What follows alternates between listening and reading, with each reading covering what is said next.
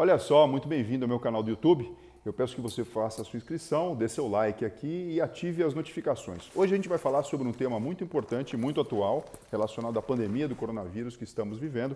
E eu quero ler para vocês um texto, porque nem todo mundo gosta de ler jornal físico. E esse texto saiu hoje no Estado de São Paulo e eu achei a matéria muito interessante. O nome do texto é Limites e Responsabilidades. No final, eu vou falar para vocês quem foi o autor desse texto.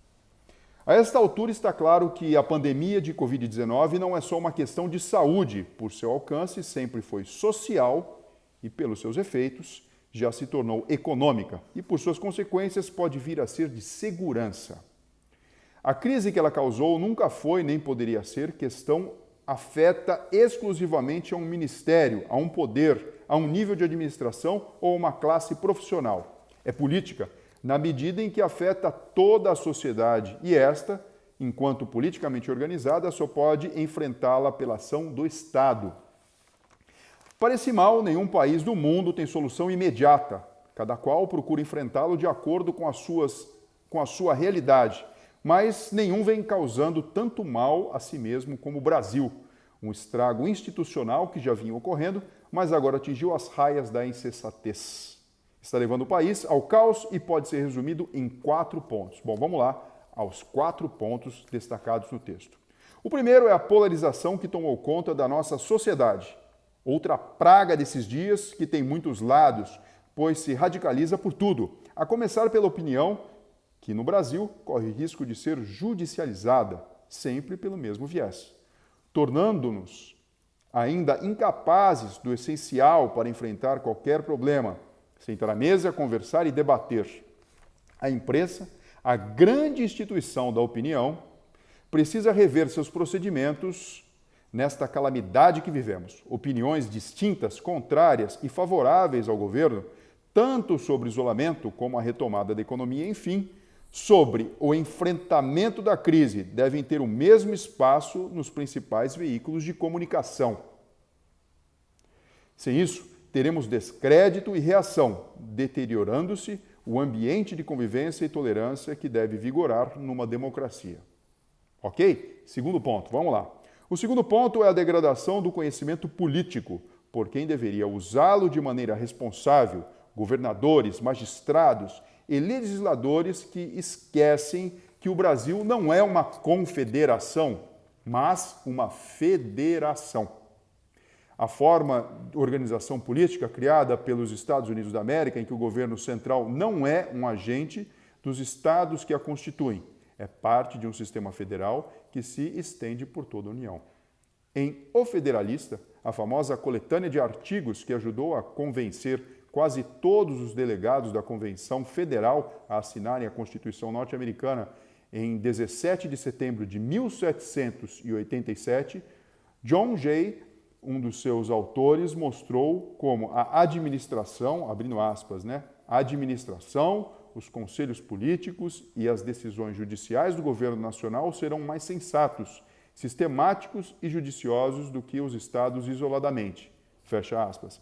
Simplesmente porque esse sistema permite somar esforços e concentrar os talentos de forma a solucionar os problemas de forma mais eficaz.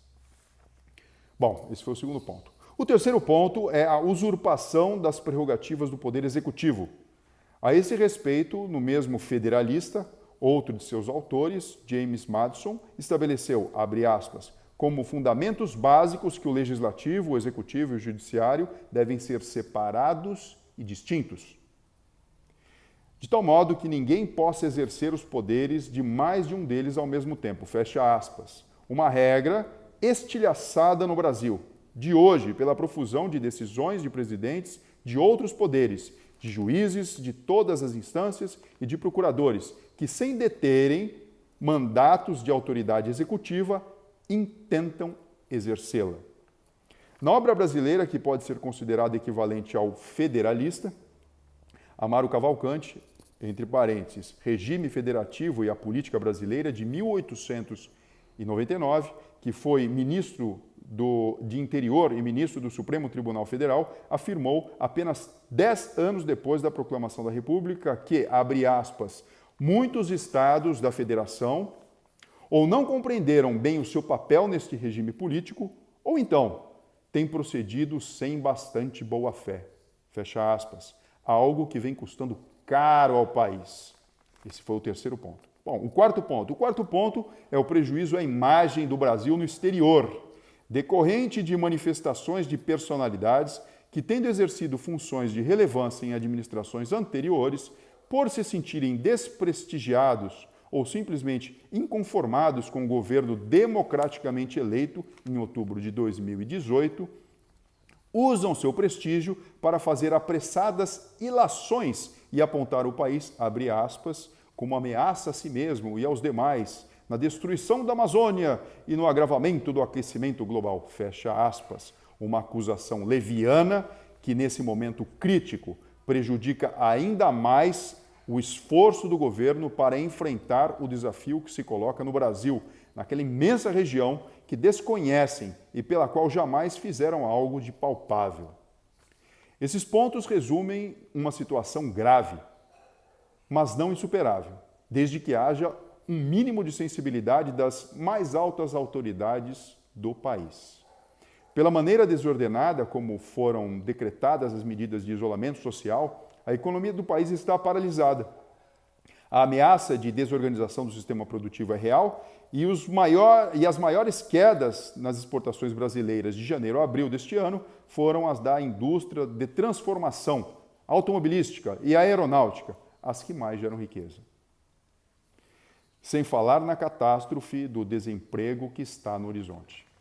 Enquanto os países mais importantes do mundo se organizam para enfrentar a pandemia em todas as frentes de saúde, a produção e consumo, aqui no Brasil continuamos entregues a estatísticas seletivas, discórdia, corrupção e oportunismo. Há tempo para reverter o desastre.